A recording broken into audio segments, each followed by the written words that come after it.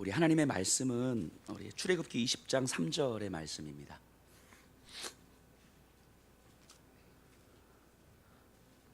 출애굽기 20장 3절 말씀.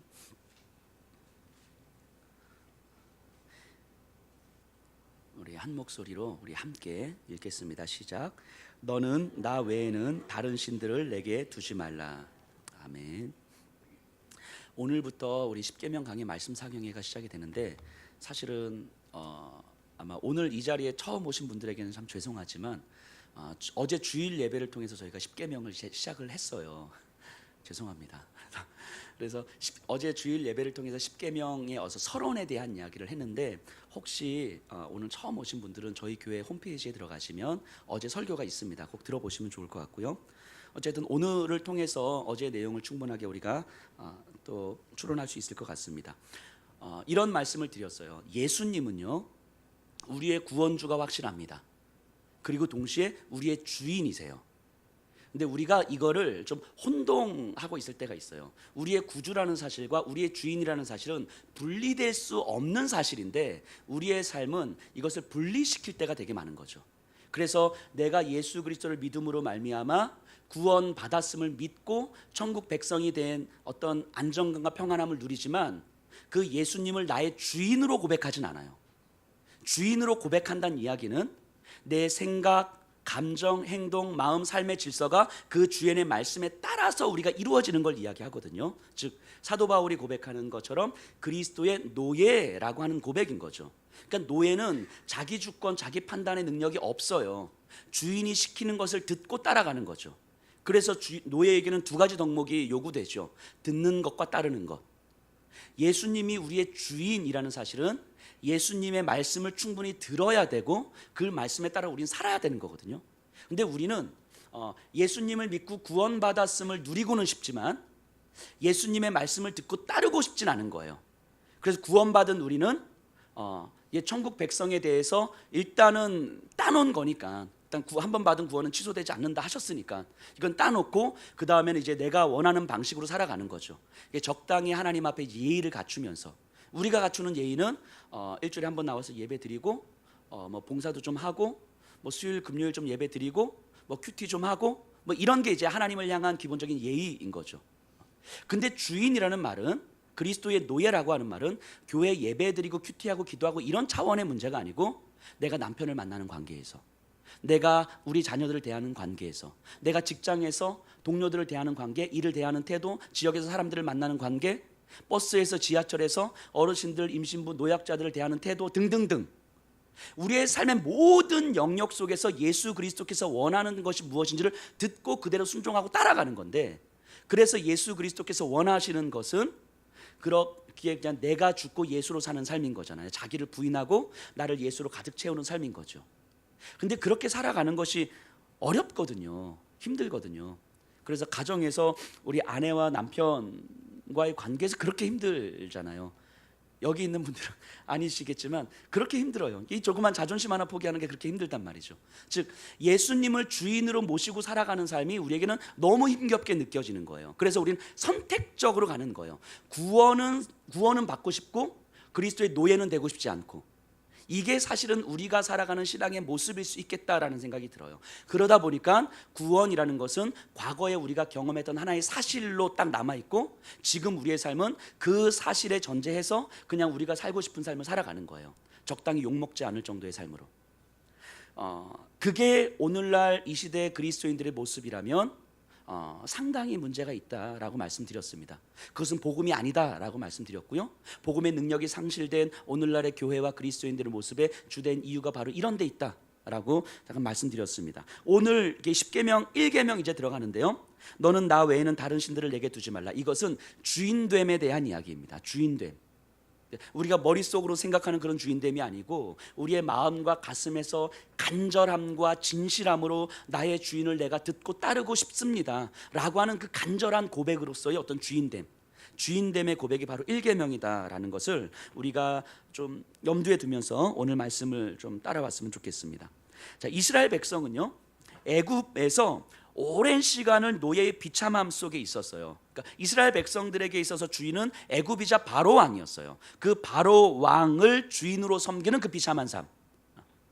그렇기 때문에 출애굽 사건은 애굽에 노예된 이스라엘 백성들을 단순하게 해방시킨 사건이 아니에요.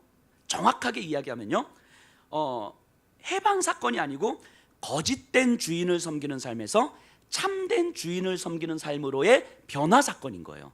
우리가 해방이라고 하니까 우리 처음에 제가 말씀드렸던 것처럼 구원은 받았지만 그리스도의 노예로 살고 싶지 않은 그 모습을 연상하는 거예요. 그러니까 하나님의 자녀로서 해방은 되었지만 하나님의 말씀을 듣고 따라가는 삶은 굳이 아니어도 되는 것처럼 우리가 여겨지는 거죠. 근데 정확하게 이해하면요, 거짓된 주인을 섬기는 삶에서 참된 주인을 섬기는 삶으로 옮겨진 사건이에요. 그러니까 결국 이스라엘 백성들에게 요구되는 덕목은 똑같은 거예요. 주인의 말을 듣는 것과 그 말씀을 따라 사는 것. 단지 내가 듣는 이 말씀이 나를 비참하게 했던 말씀이었다면 이제는 나를 살리는 말씀이라는 것이 달라진 거죠. 호세아 2장 16절에 보면 제가 읽어볼게요. 여호와께서 이르시되 그날에 너가 나를 내 남편이라 일컫겠고 다시는 내 바알이라 일컫지 아니하리라. 이렇게 이야기하세요. 자, 하나님께서 이스라엘 백성들에게 이제 후로는 네가 나를 남편이라 말할 것이며 바알이라 말하지 않을 것이다. 이렇게 이야기하는 거예요. 이거는 언어 유희거든요. 이 바알이라는 말은 나의 주인, 남편 이런 의미잖아요. 나에게 명령권을 행사할 수 있는 사람, 내가 종속된 사람, 존재. 그러니까 바알이에요. 바알.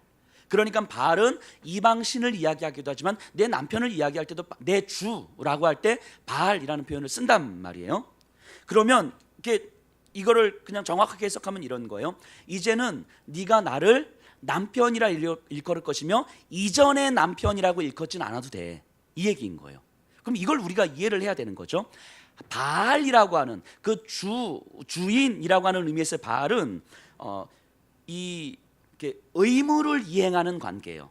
법적 관계, 의무를 이행하는 관계. 그래서 바알과 백성들과의 관계는 이런 거예요. 백성들이 바알에게 최선을 다해서 헌신을 하면 그 바알은 그 헌신을 보고 최고의 축복을 내려주는 거예요. 근데 축복을 안 내려주면 뭐가 부족한 거예요? 그 바알에게 드린 헌신의 정성이 부족한 거예요. 그래서 더 정성스럽게 하면 더 큰 축복을 내려주는 거죠. 즉 의무를 이행하고 뭔가 축복을 받는 관계인 거죠. 이 법적 관계인 거예요. 바알이라고 하는 것.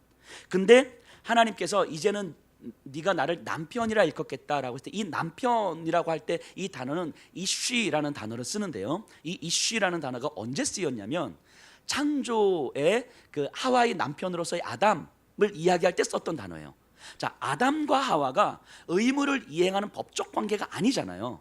내 뼈 중에 뼈요, 살 중에 살이었어요. 이게 무슨 말입니까? 내가 곧 너고 너가 곧 나다.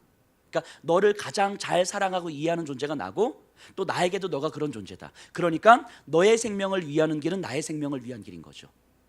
내 하와의 최선을 위해서 내가 내 생명을 던질 수 있는 것이 나에게 가장 행복한 길이라고 고백하는 것이 이쉬예요. 남편.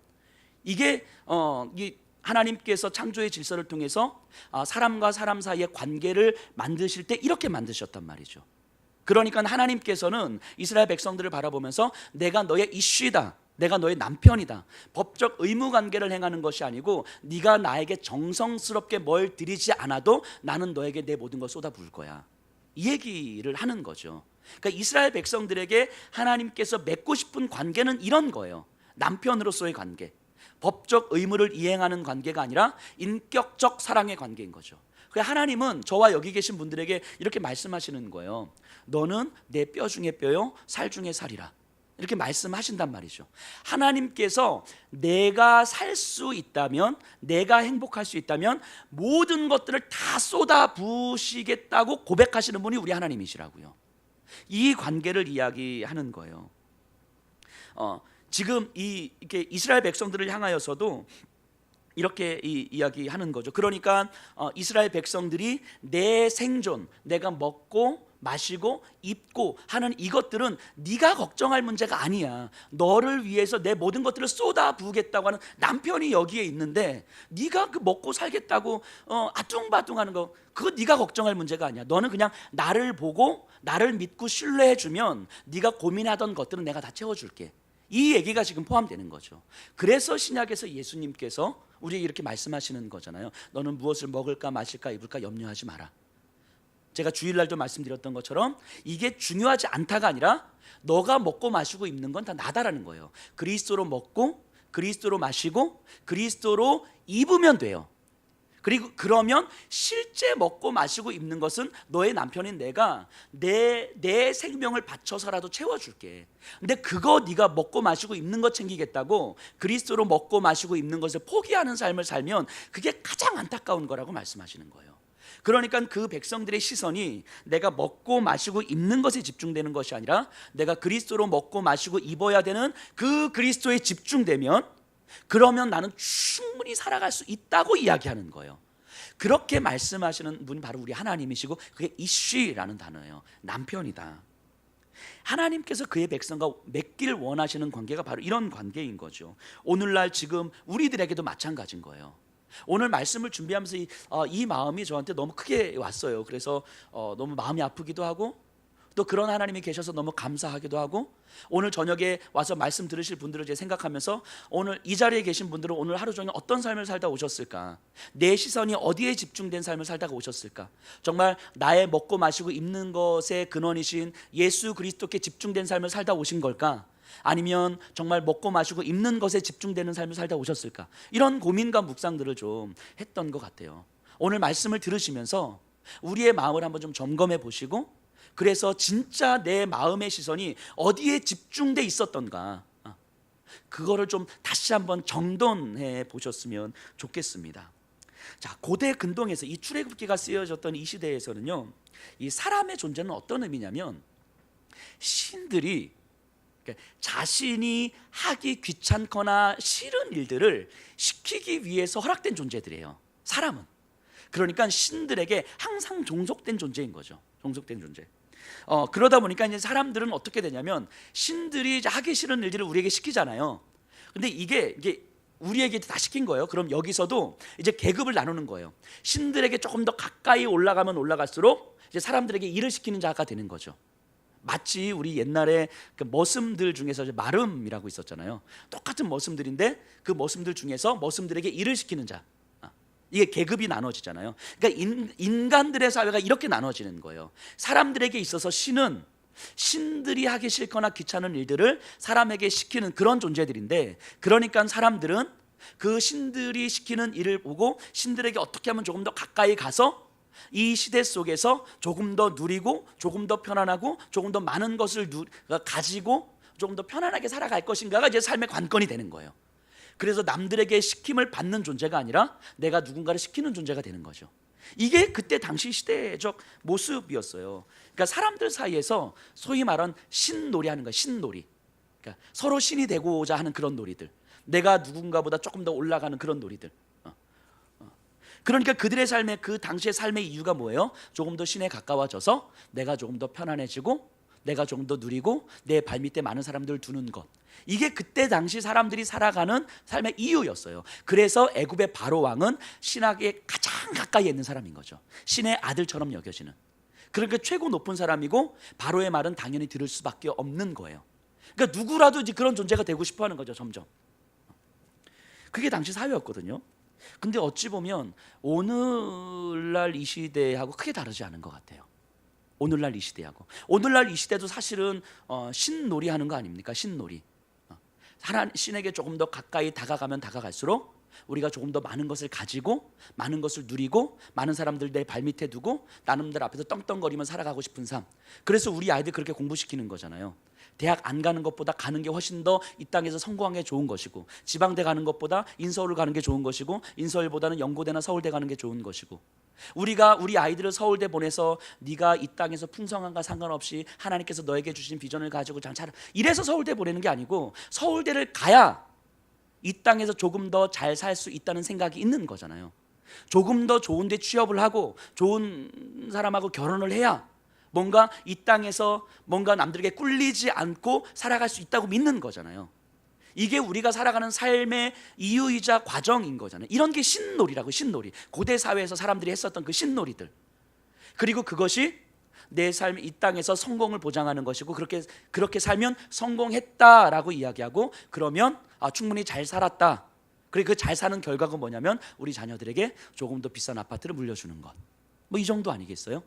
이런 게 고대 근동 사회에서 사람들이 살아갔던 그 신놀이였다고요. 단지 그때는 계급적으로 정해져 있었다면 오늘날에는 누구든지 노력만 하면 뭐 내 신분이 바뀔 수 있습니다. 이렇게 고백하지만 사실은 그건 쉽지 않은 삶인 거고.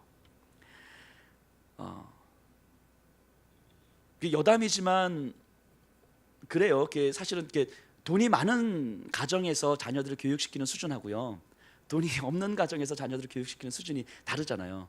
제가 이렇게 목회하기 전에 학생들 가르치는 일을 했었잖아요. 제가 목동 대치동 이쪽에서 애들 가르쳤잖아요. 그쪽에서는요, 한 달 사교육비로요 2천만 원을 써요. 2천만 원을 한 달 사교육비만. 상상이 안 되시죠? 제 1년 연봉인데. 그렇게 공부를 시키면요, 그렇게 공부시키는 아이들하고 한 달에 36만 원짜리 종합반 다니면서 공부하는 아이들하고 경쟁이 안 되죠, 사실은.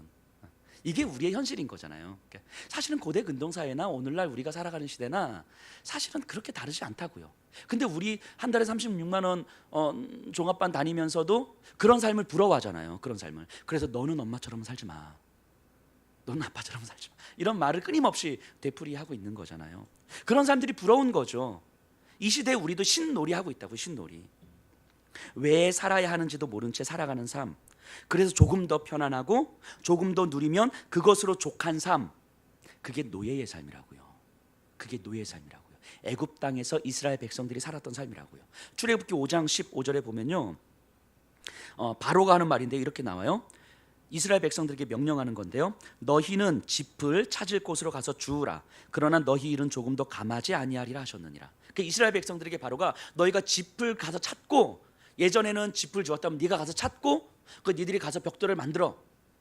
자, 이스라엘 백성들은요 새벽부터 밤까지 일을 하는 거예요, 계속. 근데 이 일을 왜 해야 되는지도 몰라. 그냥 해야 되니까 하는 거예요. 이게 노예예요. 내가 하는 일을 왜 해야 되는지도 모르고 내가 살아가야 되는 삶을 왜 살아가야 되는지도 몰라요. 그렇기 때문에 그냥 가끔씩 고기 주면 이러는 거예요. 그냥 비참한 삶을 살아가다가 고기 주면 좋다고 웃는 거예요. 고기 안 주면 고기 안 준다고 뭐라 하는 거고. 근본적으로 내가 노예라고 하는 그 비참함을 그대로 인정하며 살아가는 거예요. 그러면서 조금만 뭔가 좋으면 막 침 흘리면서 좋아, 감사합니다.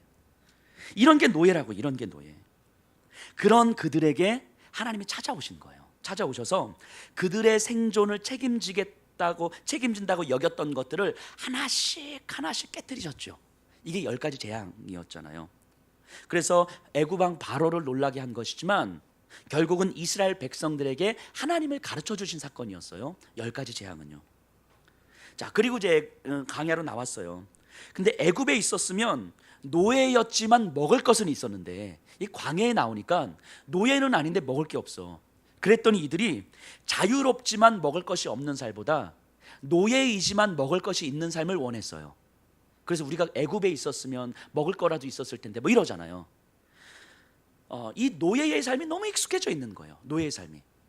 오늘날 우리들의 삶도 이렇지 않을까 싶은 생각이 드는 거예요. 하나님께서 나를 이 땅에 허락하신 소명이 있어요. 하나님의 이유가 있어요. 그리스도의 십자가를 붙들고 살아가는 그 소명이 있는 삶인데 그렇게 살아가는 게 너무 어려운 거예요. 그러니까 예수님 믿고 이제까지 살던 방식으로 사는 거죠. 단지 그 전보단 조금은 더 착하게. 하지만 내가 왜 살아가야 되는지 하나님의 이유를 고민하지도 못하고 그 이유를 찾아내지도 못하고 들어도 귀를 막고 있고 이렇게 살아가야 됩니다라고 해도 그냥 익숙한 방식으로 사는 거예요. 광야에 나왔지만 애굽에 있었으면 그래도 고기라도 있었을 텐데 하는 그 삶을 동경하면서 살아가는 거죠. 노예와 같은 삶을. 그런데 그런 그들에게 하나님은 그 생존도 책임져 주시죠. 하늘에서 만나를 주세요. 그러면서 내가 너희를 사랑하고 너희의 남편인 내가 먹을 것을 챙겨주는 것, 너희들의 생존을 책임지는 건 아무것도 아니라고 이야기하는 거예요. 얼마든지 너희들이 원하는 건 내가 다 해줄 수 있어. 원하는 것 그 이상으로 내가 다 해줄 수 있어. 중요한 건 이것을 해주는 내가 누군지 너희가 좀 봤으면 좋겠어. 이 얘기 지금 하나님께서 하고 계시는 거예요. 그러니까 너에게는 나 말고 다른 너의 먹거리를 챙겨주는, 너의 풍성한 수확을 만들어주는 그 나일강의 신은 이제 필요 없어. 너의 안전을 책임져주는 그 송아지의 신은 이제 필요 없어. 개구리 신은 필요 없고, 하늘의 어떤 이 천둥과 번개의 신은 이제 너에게 필요 없어. 왜냐하면 그 모든 것들이 없어도 나 하나로 네가 두려워하고 불안해하는 그 모든 것들 다 채워줄 수 있으니까. 이게 하나님께서 이스라엘 백성들에게 하시는 말씀이에요. 그러니까 나만 바라봐라, 나 안 바라보면 너 죽어, 이게 강요하는 게 아니고 나만 바라봐야 네가 살 수 있어, 이 얘기하는 거죠. 단순한 비유를 보면 이런 거 아니겠어요? 그 호수가 있는데 이 살얼음이, 저쪽에 살얼음이 얼려 있는 거예요. 제 아들이 이렇게 썰매를 끌고 이제 나갑니다. 그런데 이게 조금만 잘못 나가면 저 살얼음이 있는데 가서 이렇게 죽잖아요. 근데 어디까지가 살얼음인지 제가 안단 말이죠. 그러니까 아들한테 제가 이렇게 이야기하는 거예요. 너 아빠 말 무조건 들어야 돼. 아빠 말 무조건 들어야 돼. 아빠 말 듣고 이 이상은 넘어가면 안 돼. 자, 이 말은요, 아들에게 강요하는 게 아니에요. 아들을 살리고자 하는 내 사랑인 거죠. 근데 아들이 왜 내가 아빠 말만 들어야 돼? 아빠 말고 저 옆집 아저씨 말도 내가 가끔씩 들을 거야 라고 해서 제 말도 듣지만 가끔씩 옆집 아저씨 말도 듣는 거예요. 근데 한 번 잘못 들으면 빠져 죽는 거라고요. 그러니까 야, 내 말 10번 들으면 그래, 한 번은 옆집 아저씨 말 들어, 이럴 수가 없는 거예요. 무조건 내 말만 들어야 돼, 이 얘기 할 수밖에 없는 거예요. 아들을 살리고자 하는 내 사랑이니까. 여호와 하나님께서 이스라엘 백성들에게 하시는 말씀이 이거라고요. 강요하는 게 아니고 네가 나만 바라보지 않으면 너 안 돼, 너 죽는 거야. 너 그들을 사랑하는 하나님의 아버지 됨의 그 마음인 거죠. 나만 바라봐야 된다고. 그리고 나서 그들에게 하나님께서 이렇게 말씀하셨어요. 19장 6절인데요. 출애굽기, 우리 출애굽기 19장 6절 한번 볼까요?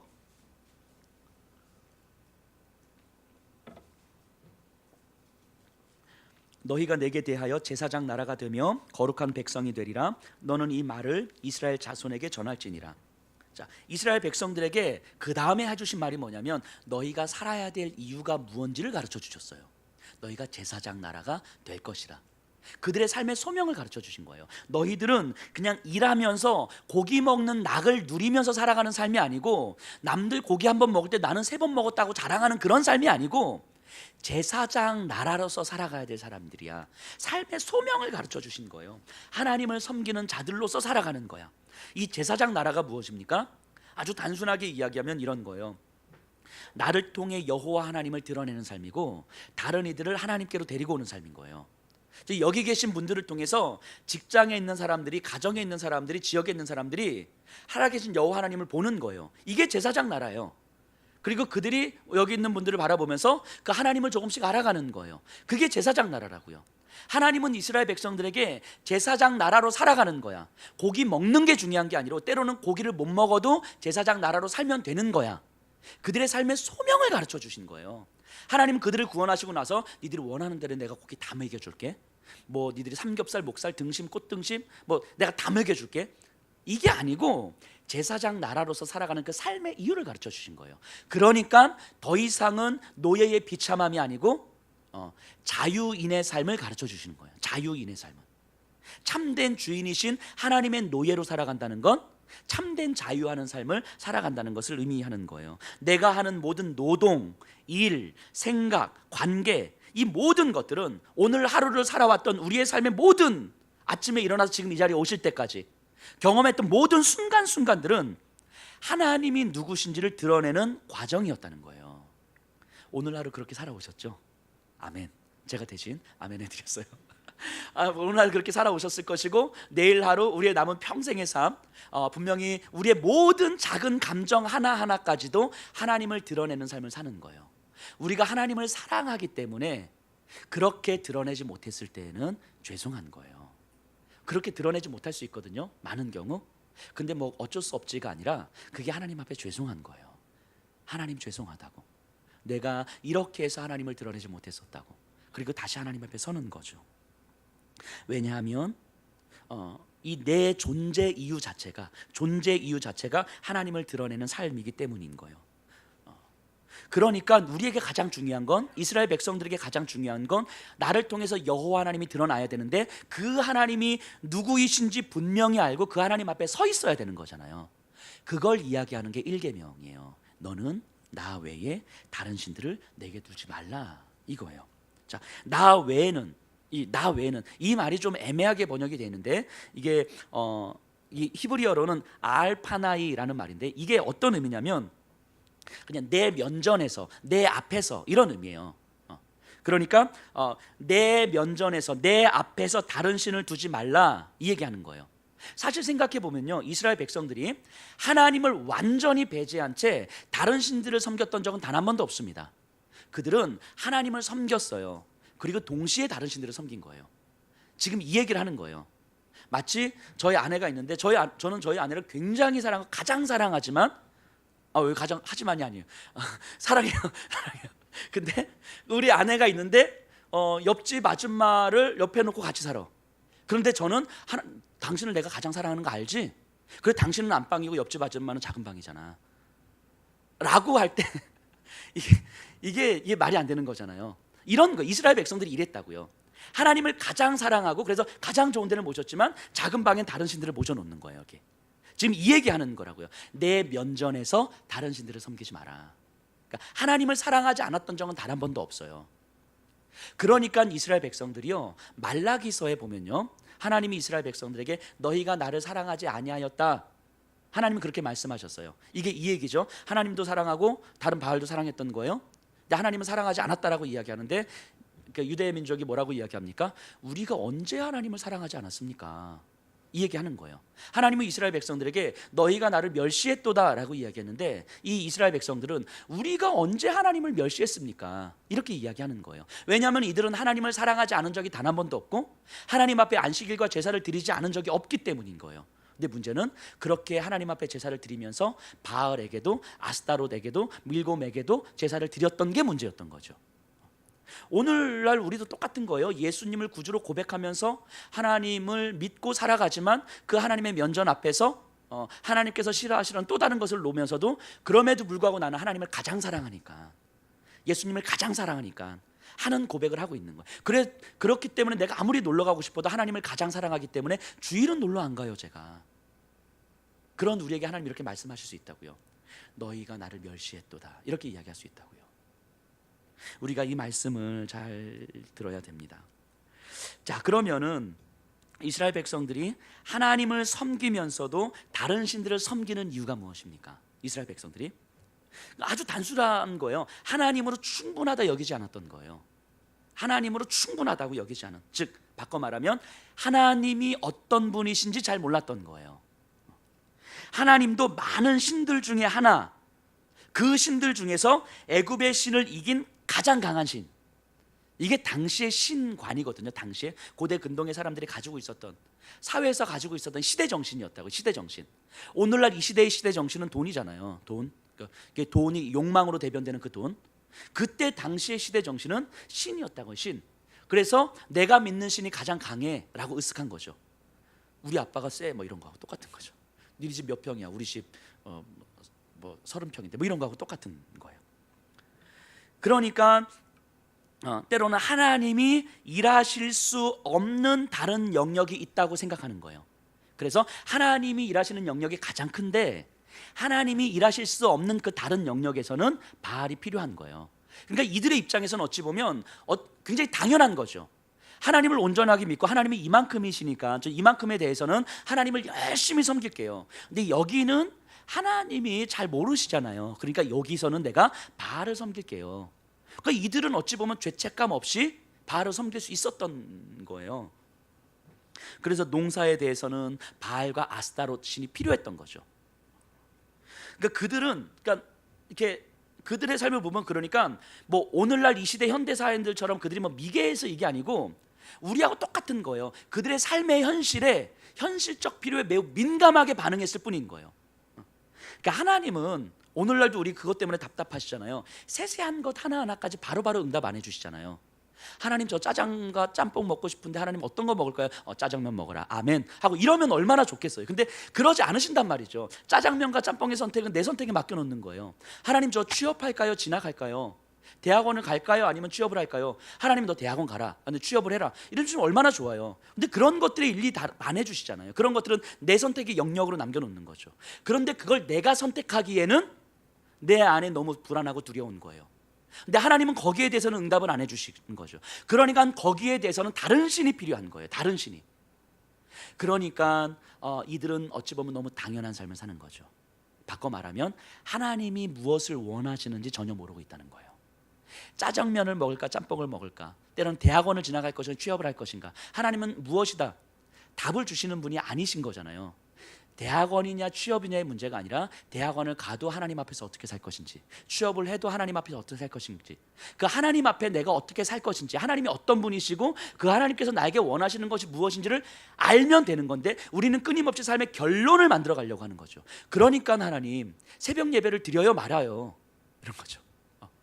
하나님은 새벽 예배 드려라 말아라 이런 걸 말씀하시는 분이 아니잖아요.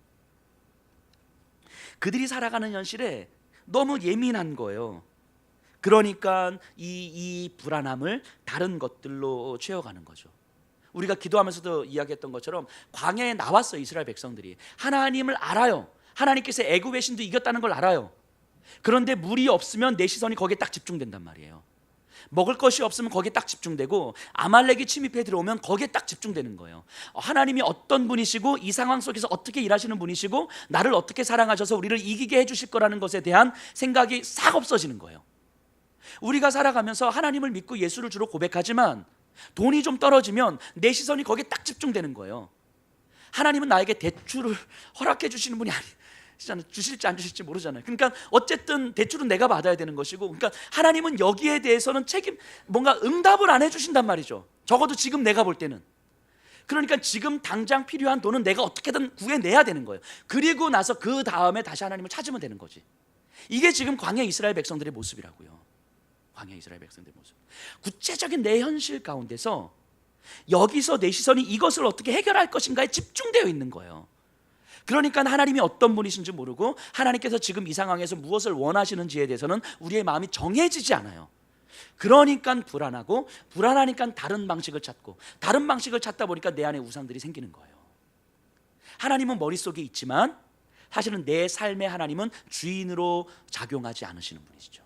예수님을 믿고 십자가를 고백하지만 예수님이 나의 구주이시긴 하지만 내 주인은 아닌 거예요. 이게 이스라엘 백성들의 모습이지요. 그래서 그들을 그대로 놔두면 매우 자유롭게 하나님과 함께 다른 신들을 섬겼을 거예요. 물론 역사적으로 그러했고요. 그래서 하나님은 일계명을 주신 거예요. 이 의미는요 분명합니다. 하나님 외에 다른 신들은 사실은 신이 아니다라는 선언이에요. 너가 그렇게 불안함을 채우고 너의 생존을 책임질 것 같은 그 신들, 네 마음속에 만들었던 그 우상들, 그것은 사실 신이 아니고 창조주 하나님께서 허락한 피조물에 불과하다는 것을 분명하게 선언하시는 거예요. 이 현실의 불안함을 해소하기 위해서 만들어낸 신들인 거잖아요. 바알, 아스타로 다. 그러니까 그들은 인간으로부터 무언가를 끊임없이 받아야만 되잖아요. 인간의 정성이 필요하죠. 정성에 따라서 뭔가 주는 신들인 거잖아요. 그러니까 결국 인간의 욕망이 만들어낸 신인 거죠. 마치 옛날 우리 조상들이 새벽마다 장독대에 정화수를 떠놓고 비나이다 했던 것처럼, 이렇게 열심히 빌었는데도 불구하고 자녀들이 성공을 못했어. 그럼 뭐의 문제예요? 내 정성의 문제죠. 신이 응답을 안 해준 것이 아니고 응답해 주셔야 될 그 신이 내 정성을 부족하다 보신 거죠. 그래서 더 정성스럽게 비는 거잖아요. 사실은 그런 존재는 신이 아닌 거죠. 내 정성과 욕망이 만들어낸 존재일 뿐인 거죠. 이걸 우상이라고 하는 거죠. 근데 내 불안함을 해소하기 위해서 만들어낸 그 신들은 사실은 너의 불안함을 조금도 해소시키지 못한다라고 하나님은 말씀하시는 거예요. 돈이라는 신을 섬긴다고 해서 돈이 나를 불안하지 않게 만들지 않는다는 거예요. 되게 이것도 여담, 되게 부끄러운 이야기인데, 제가 이제 선교를 많이 하잖아요. 특히 이제 예전에 제가 이제 북한 선교를 이렇게 시작했을 때 북한 선교에 대해서는 제가 여기저기 말을 하고 다닐 수가 없으니까. 근데 어떤 분한테 얘기했는데 어떤 권사님께서 여기 있는 분들 절대 아닙니다. 예전 다른 교회 있었을 때 얘기해요. 어떤 권사님께서 제 손을 딱 잡으시면서 목사님 진짜 목사님 선교하시는데 제가 정말 돕고 싶다고 후원하겠다고 목사님 계좌번호 좀 가르쳐 주세요. 제가 아니요 권사님 괜찮아요. 그냥 기도만 해주세요. 그래서 몇 번을 그랬어요. 근데도 계속 계좌번호 좀 가르쳐 달라고. 그래도 계좌번호 가르쳐 드렸어요. 자, 그때부터요 제가 계좌를 매일 확인하더라고요. 계좌를 매일 확인하는 거예요. 그 전까지는 진짜 신경 안 썼거든요. 그냥 후원 안 해주셔도 기도만 해주셔도 저는 충분했어요 진짜로.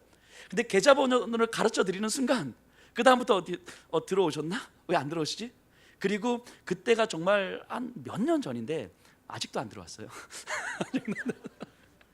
아마 잊어버리셨겠죠?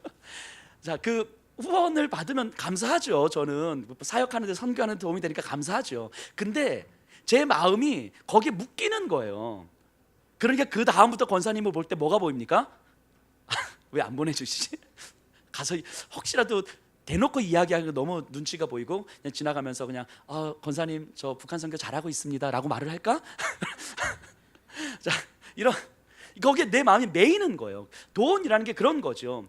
그러니까 하나님의 사역을 위해서 필요한 도구이긴 하지만 그것이 내 불안함을 해소하는 대안이라고 생각하는 순간 거기에 내 마음이 매이는 거예요.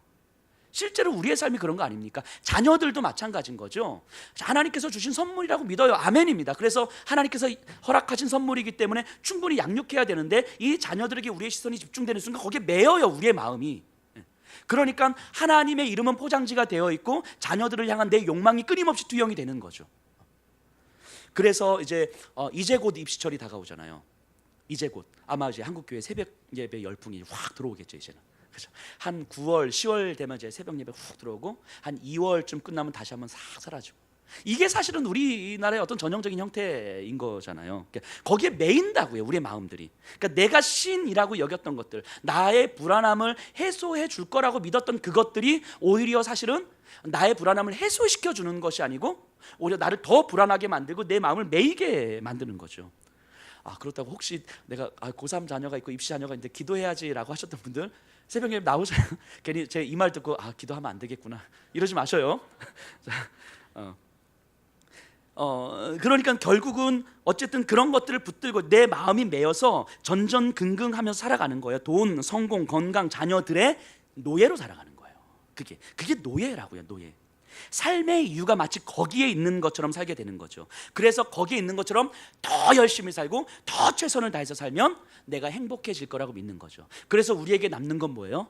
아빠는 그래도, 엄마는 그래도 정말 생명 걸고 열심히 살았다. 너희들을 위해서 진짜 열심히 살았다. 이 말밖에 할 게 없는 거예요. 이 말밖에.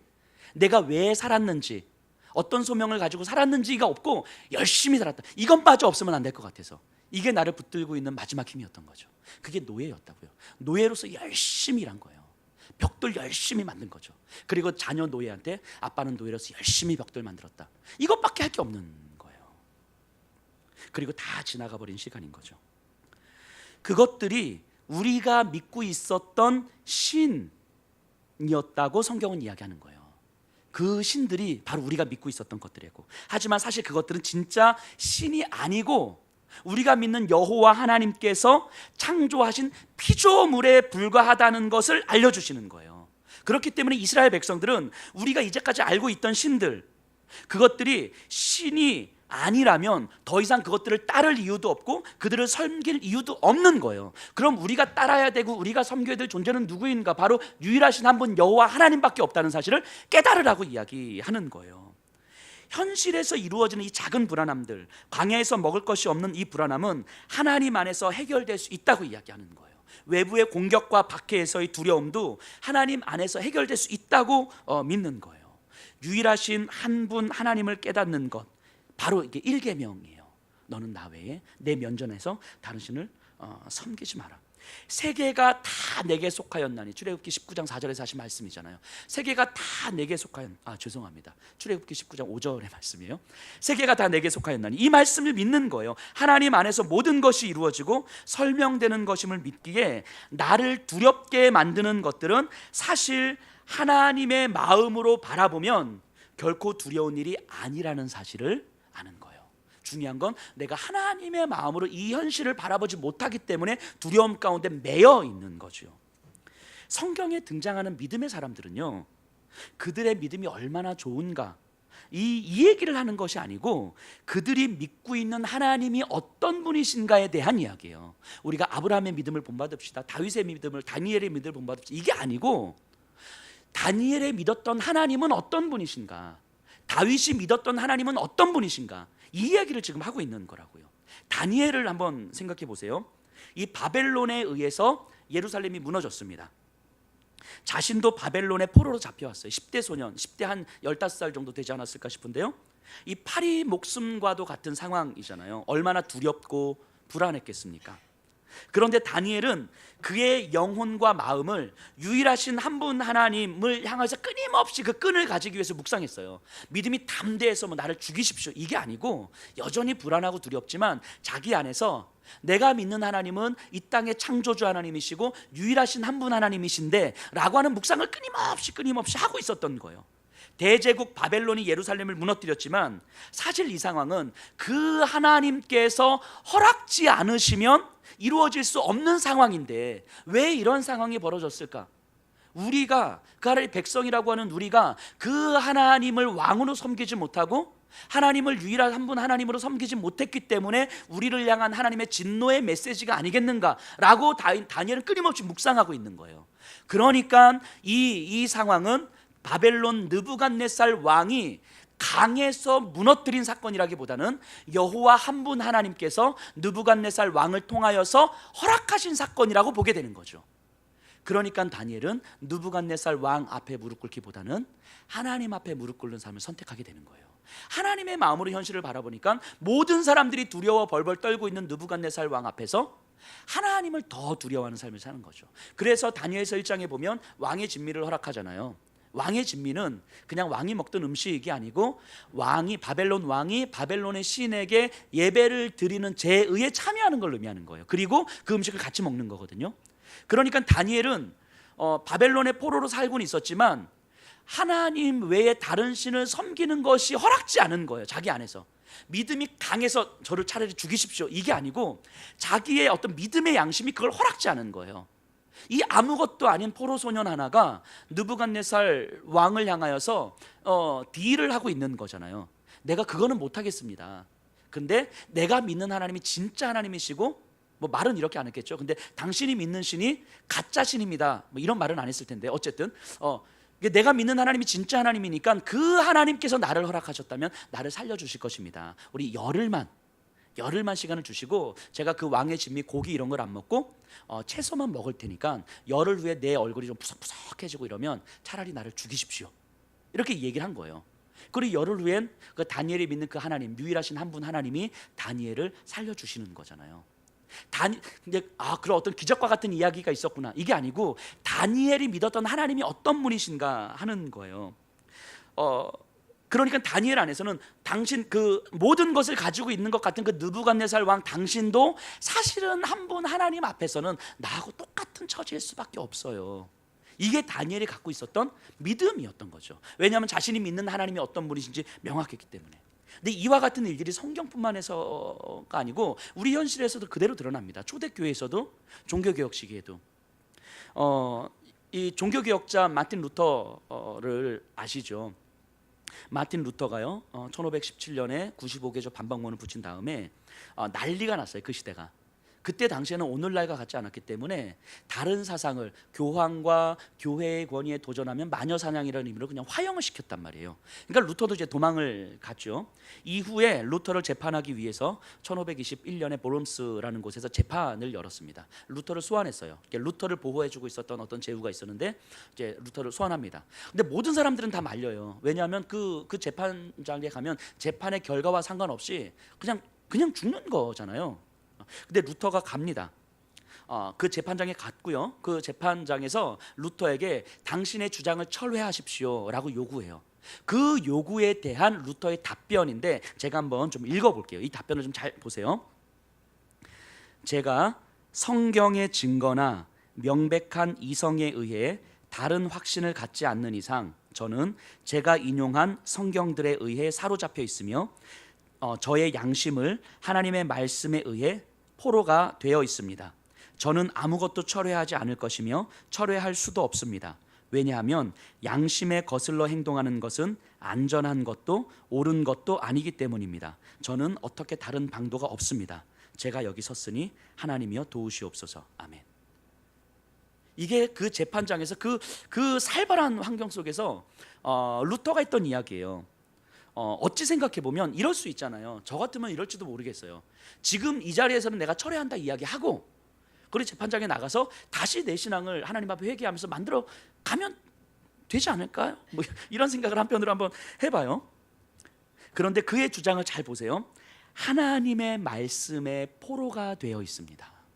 하나님의 말씀에, 하나님이 유일하신 한 분 하나님이심을 내가 믿는데, 그 하나님께서 말씀하신 성경이 분명히 증언하고 있는데, 그리고 그 성경의 증거를 내가 믿고 있는데, 황제도 재판장도 결국 하나님 앞에 서면 나와 똑같은 존재들인데, 과연 내가 무엇이 두려워서 내 믿음을 철회한단 말입니까? 이거 아닙니까? 이거. 하나님 앞에 선 존재로서 모든 인간은 하나님 앞에 설 때에 하나님의 은총과 자비가 아니면 감히 설 수 없는 죄인임이 느꼈기 때문에 루터는 그 하나님의 은혜 앞에서 세상 권력에 무릎을 꿇을 수가 없었던 거예요. 믿음이 가기는 절대 꿇지 않겠습니다. 이게 아니고 꿇을 수가 없는 거예요. 하나님 앞에서 너희들이나 나나 똑같은데 그 하나님의 말씀을 붙들고 하나님의 말씀을 선포한 것뿐인데 그 하나님의 말씀을 내가 어찌 철회하겠냐고 이야기하는 거예요. 초대교회 순교의 역사를 살펴보면 참 이렇게 이 루터 이야기나 초대교회 이야기는 뭐 제 이야기가 아니고 제가 다른 책을 보면서 이렇게 가져온 이야기인데요. 그들의 이야기를 들으면 너무 가슴이 벅찰 때가 많아요. 잡혀오면 신문을 합니다. 그들을 너가 누구냐? 나는 그리스도인입니다. 그들의 신앙을, 그들의 주장을 철회하도록 하기 위해서 끊임없이 압력을 가해요. 나는 그리스도인입니다. 끊임없이 가족들과 누구들을 데리고 와가지고 끊임없이 이렇게 그 주장을 철회하기 위해서 노력을 합니다. 그래도 그들은 여전히 이야기해요. 나는 그리스도인입니다. 나는 그리스도인입니다. 나는 그리스도인입니다. 결국 사형에 처해지면서도 나는 그리스도인입니다. 이 말만 되풀이하는 거예요. 이들의 역사를 보면서 어떤 신학자가 이렇게 이야기를 합니다. 예수 그리스도를 따르는 것은 초대교인들의 존재 이유였기에 자신의 생명이 위태로울 때에도 그리스도와 연관시켜 자신을 규정하는 것 말고는 다른 어떤 것도 중요하지 않았다고 말한다. 초대교인들에게 그리스도인이라는 이름은 일반적인 종교적 칭호가 아니었다. 그리스도인은 그냥 불리는 호칭이 아니었다는 이야기예요. 예수 그리스도와 연관시켜서 자신을 규정했다는 거예요. 내가 지금 하고 있는 생각들 그리스도와 연결시켜서 하는 거고, 내 감정, 행위, 삶의 판단, 이 모든 것들은 예수 그리스도와 연관시켜서 설명할 수밖에 없었다는 거예요. 그렇기 때문에 이들은 예수 그리스도가 유일한 구주이시자 주인이심을 깨달았고 믿었기 때문에 두렵지만 담대할 수 있었던 거죠. 그래서 나는 그리스도인이다, 이 말은 자신의 모든 것을 결정하는 고백이었던 거예요. 어떤 대가를 지불하더라도 예수를 기꺼이 따르겠다는 그 충성 고백이었죠. 그리스도인, 이 말은 예전의 삶의 방식을 버리고 하나님의 자녀로 태어났다는 선언이었다는 거예요. 그러니 단순한 호칭이 아니라 어떻게 살고 궁극적으로 내가 어떻게 죽을 것이냐를 결정짓는 새로운 방식이었다고요. 그리스도인이라는 말은. 그래서 그 사도 요한의 제자였으며 초대교회 교부였던 그 이그나티우스라는 사람이 이제 로마에서 사형 선고를 받고 나서 마지막으로 했던 말이에요. 나는 단순히 그리스도인이라 불리기를 원한 것이 아니라 실제로 그리스도인이 되기를 원했다. 그렇다. 내가 끝까지 신실하여 그리스도인인 것이 증명된다면 나는 그 이름으로 불릴 수 있다. 이거예요. 내가 그리스도인이라 불리기를 원한 것이 아니라 실제 그리스도인이 되기를 원했다. 이게 사형 선고를 받은 그 연세 많으신 그 선생님께서 하셨던 말씀이에요. 1계명은 바로 이런 거예요. 나 외에 다른 신을 섬기지 마라. 내 면전에 다른 신을 두지 마라. 내가 유일한 신이다. 나 외에 어떤 다른 신도 없다. 너희의 불안과 두려움을 조성하는 환경 속에서 내 말을 듣고 나를 따르는 삶을 살아야 한다는 거예요. 내 시선이 불안과 두려움에 집중되어 있는 것이 아니라 이 상황 속에서 내 시선이 유일하신 한 분 하나님, 이 상황을 허락하시고 이 상황을 조성하시고 이 상황 속에서 내가 죽을 것 같지만 나를 포기하지 않으신다고 선포하시는 그 하나님께 내 시선이 집중되는 거라고요. 그 하나님을 바라보라는 이야기예요. 그래서 나와의 관계가, 하나님과의 관계가, 여기 있는 여러분들이 지금 이 자리에서 여러분들의 삶 속에서 하나님과 맺고 있는 관계가 너의 삶을 결정한다고 말씀하시는 거예요. 머릿속에 있는 하나님이 아니고 하나님과의 관계가 지금 내 선택을 결정한다고 이야기하는 거예요. 내 삶과 죽음을 결정한다고 이야기하는 거예요. 내 삶의 방식을 결정한다고 이야기하는 것이고, 내가 자녀들을 양육하는 방식을 결정하는 것이고, 내가 돈을 버는 방식을 결정하는 거고, 내가 돈을 쓰는 방식을 결정한다는 거예요. 나와 하나님과의 관계가 내가 아내를 대하고 남편을 대하는 태도를 결정짓는다고 이야기하는 거예요.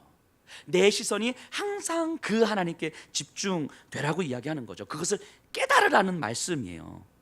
그러니까 이제까지와는 다른 삶, 여호와 하나님을 드러내는 삶, 제사장 나라의 삶을 살라는 말씀이라고요.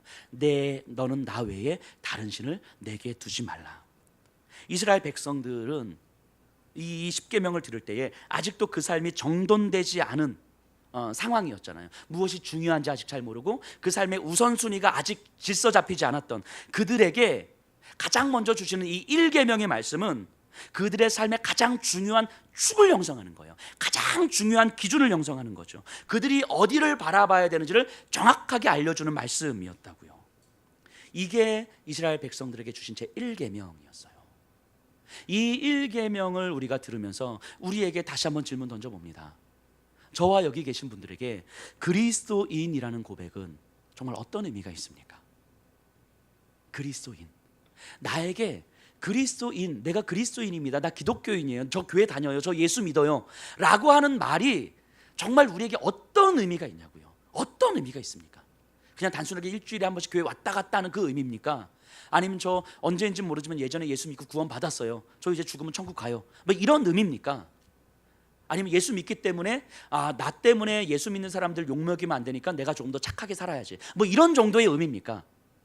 그리스도인이라는 게 과연 여기 계신 분들에게 어떤 의미입니까?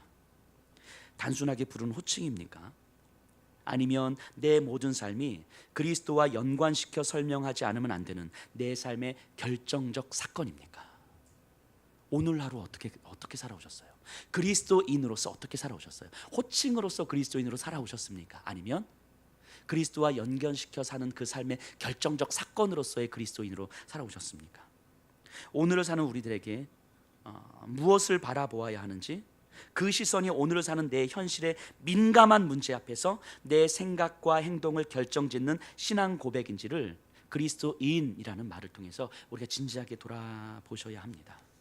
그리고 저는 간절히 소원하기는 여기 계신 분들이 정말 초대교회 순교자들이 그러했던 것처럼, 루터가 그러했던 것처럼, 믿음의 선배들이 그러했던 것처럼 나는 그리스도인입니다, 이 고백이 우리의 삶 속에서 정말 담대하게 이루어졌으면 좋겠습니다. 나는 그리스도인입니다. 나는 그리스도인입니다.